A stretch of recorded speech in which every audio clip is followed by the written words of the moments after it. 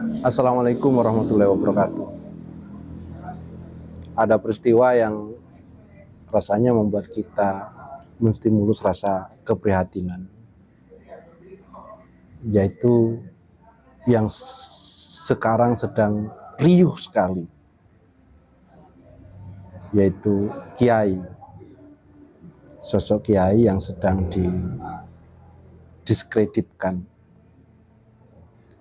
Dalam hal ini saya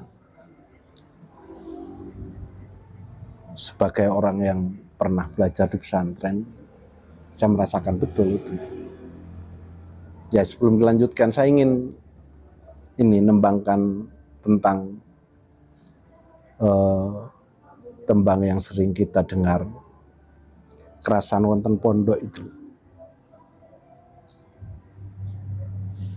Ibu bapak kula matur, kula krasan wonten pondok, amergi ten pondok wonten Abah Yai ingkang tulus ikhlas mengasuh kula.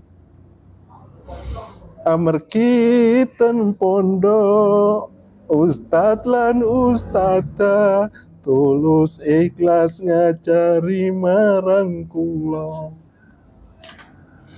Itu bait pertama. Ya, mungkin saya teruskan. Saya setiap mendengar lagu itu mesti terenyuh, karena anak-anak saya juga belajar di pondok. Ketika ada problem yang viral, video-video viral yang mendiskreditkan kiai, saya langsung pikiran saya, emosi saya, rasa saya itu langsung bereaksi di sini. Kenapa?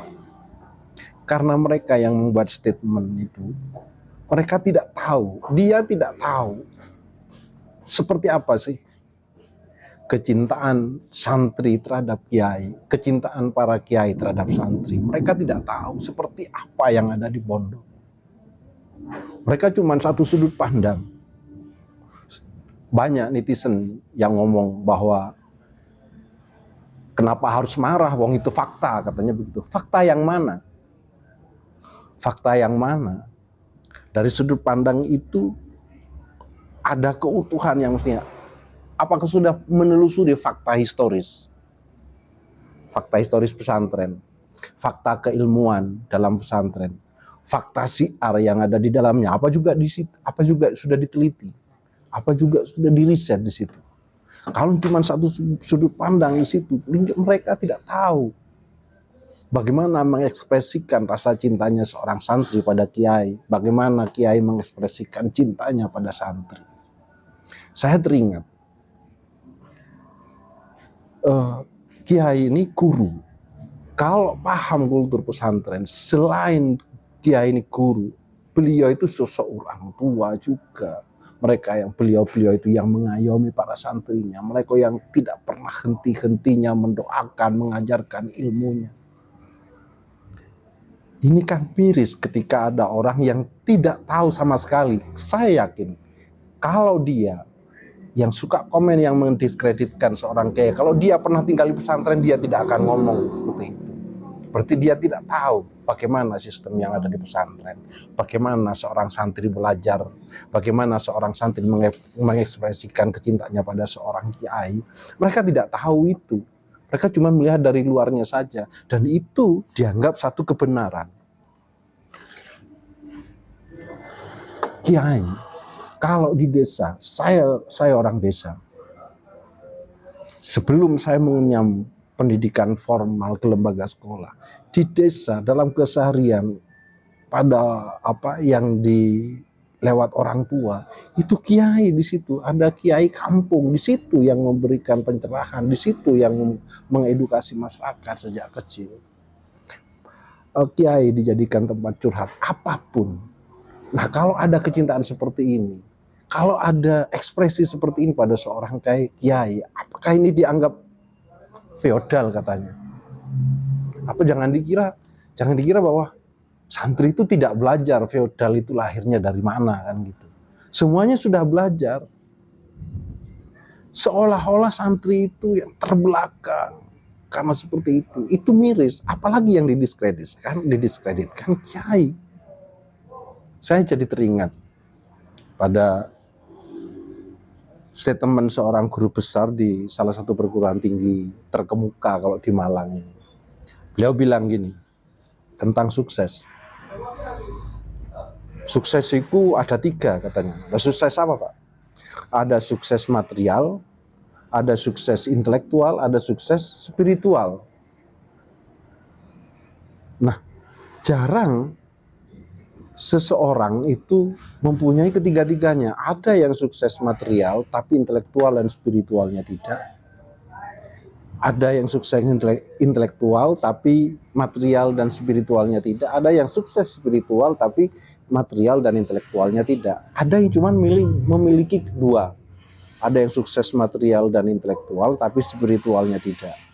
Ada yang sukses material dan spiritual tapi intelektualnya tidak. Ada yang sukses intelektual dan spiritual tapi materialnya tidak.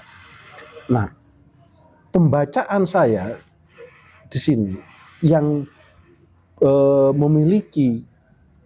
banyak memiliki ketiga-tiganya itu kalau saya di kiai.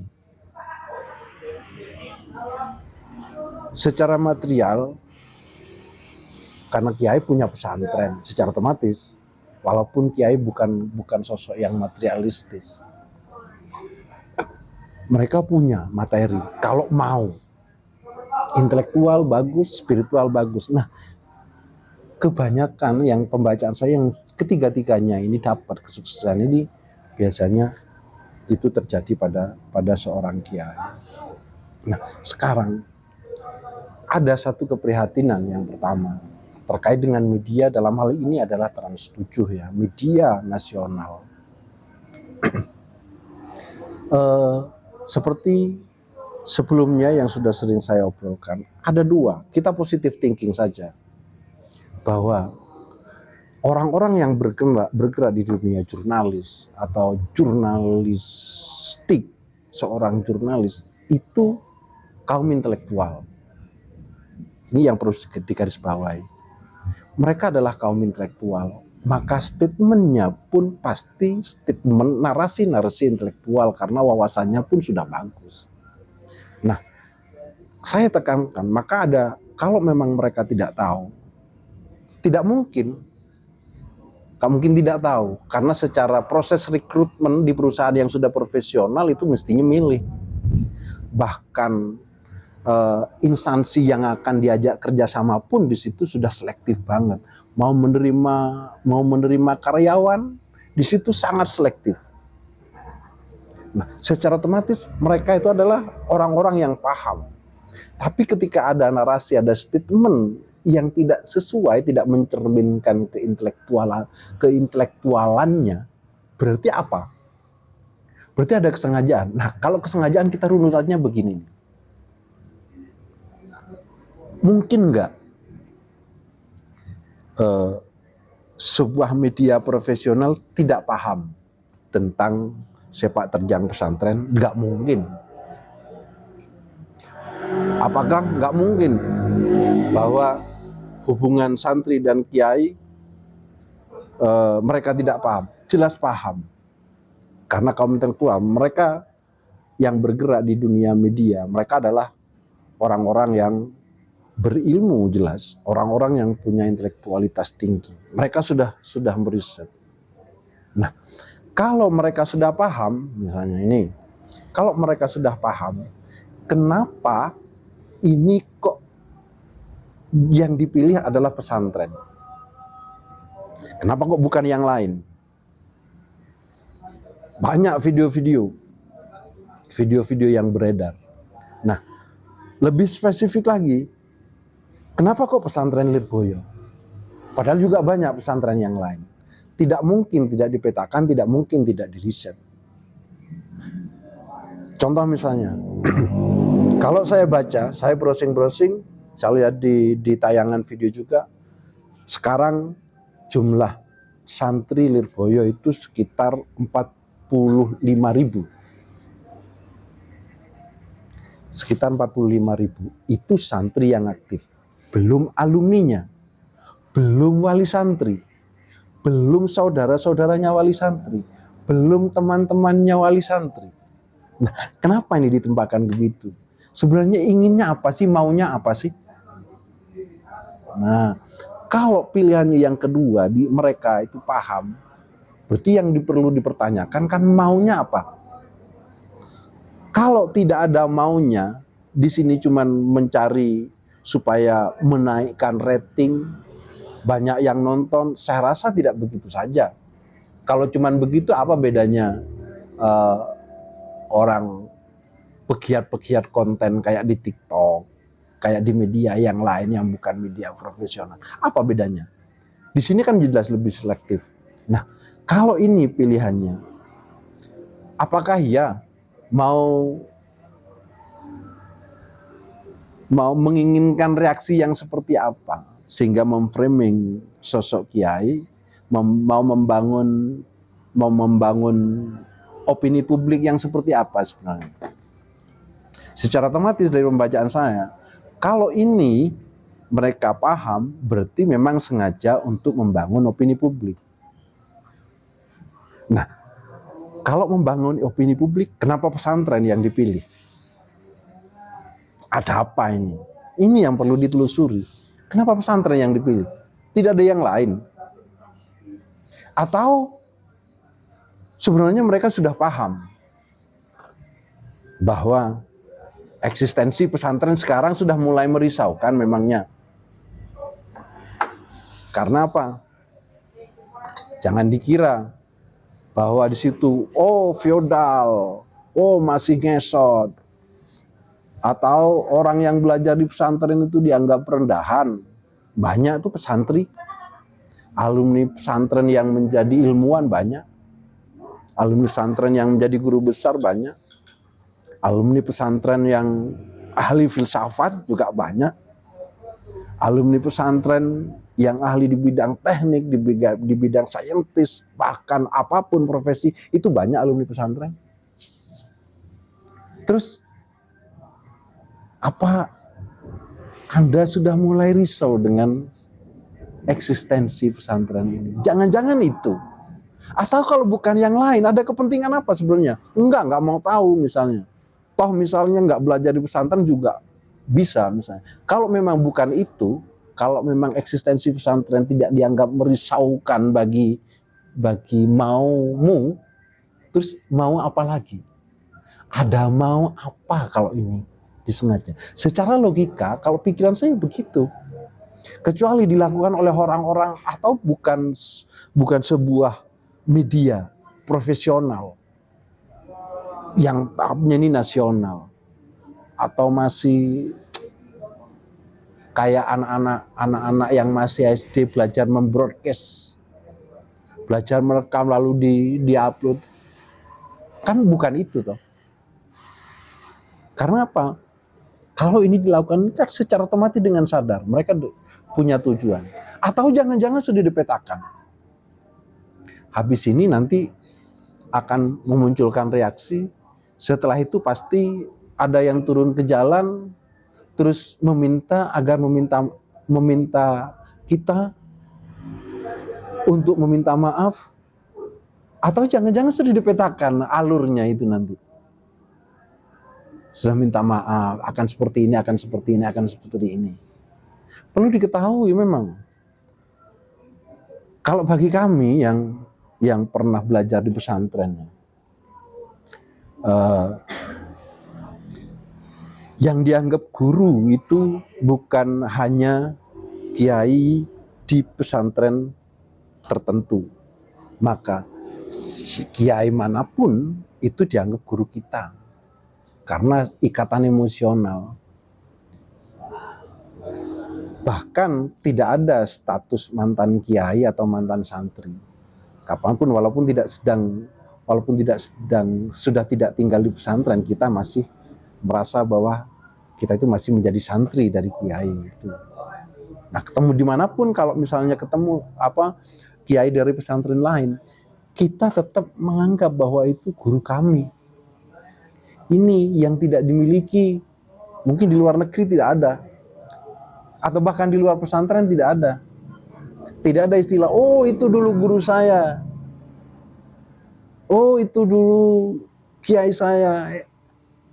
Enggak ada. Kalau di pesantren, kalau kita sudah pernah berguru, ya sudah, sampai kapanpun itu guru kita. Nah, yang lebih memprihatinkan kan begini, kalau kami mengekspresikan rasa cinta dengan cara kami pada sosok kiai, kenapa risau? Salah satu contoh ini, banyak sekarang mereka yang pecinta binatang misalnya. Mereka mempunyai cara sendiri untuk mengekspresikan rasa cintanya pada binatang itu. Bahkan kalau di sekarang misalnya teman-teman cat lover itu kemana-mana membawa pakan kucing, ketika di jalan ketemu langsung diberi makan. Mereka kan punya cara untuk mengekspresikan cintanya pada binatang. Atau bahkan binatang peliharaan yang dicintai, kadang diajak tidur, dicium. Atau apakah mereka ketika mengekspresikan cintanya pada binatang peliharaan itu, kita mau dianggap bodoh karena mencium binatang begitu? Atau kita kadang hobi, kita punya hobi macam-macam, misalnya ada orang yang hobi motor modifikasi misalnya. Setiap hari dibersihkan. Ada yang hobi membaca buku, rasanya memeluk buku itu sudah ayem rasanya, walaupun belum dibaca. Nah, terkait dengan itu ya, justru saya memang semakin bertanya-tanya. Jadi saudara-saudara,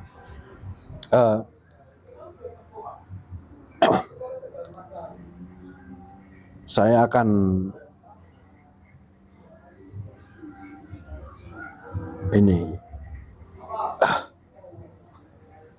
menghimbau pada saudara-saudara jangan pernah menganggap miring kalau tidak tahu.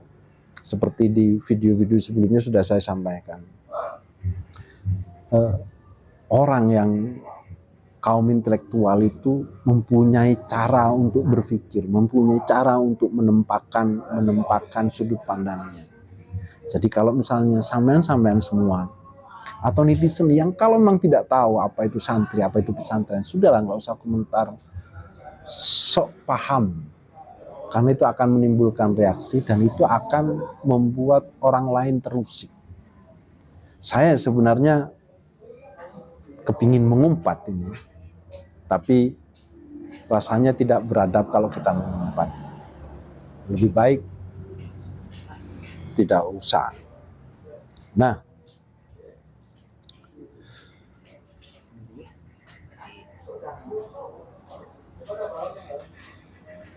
makanya menyikapi ini ya harus cerdas. Harus cerdas. Pada saudara-saudara kita, teman-teman atau saudara-saudara yang pernah belajar di pesantren, kita harus menyikapi dengan cerdas ini. Secerdas mungkin. Karena apa?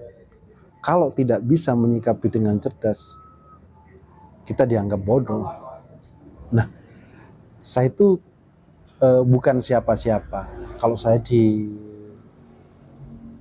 dianggap apa saja, saya masih berterima.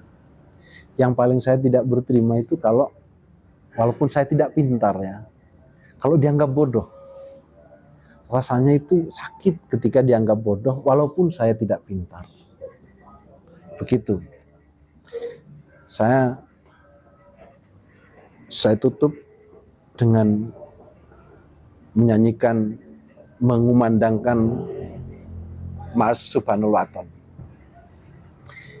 Ya lal waton, ya lal waton, ya lal waton, hubul waton minal iman, walatakum minal irman, inhadu ahlal waton.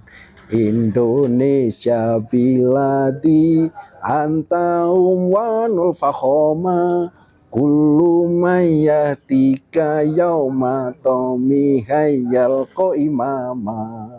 Pusaka hati wahai tanah airku, cintamu dalam imanku, jangan halangkan nasibmu, bangkitlah hai bangsaku. Indonesia negeriku, engkau panji martabatku. Siapa datang mengancammu kan binasa di bawah dulimu. Terima kasih saudara-saudara semuanya. Assalamualaikum warahmatullahi wabarakatuh.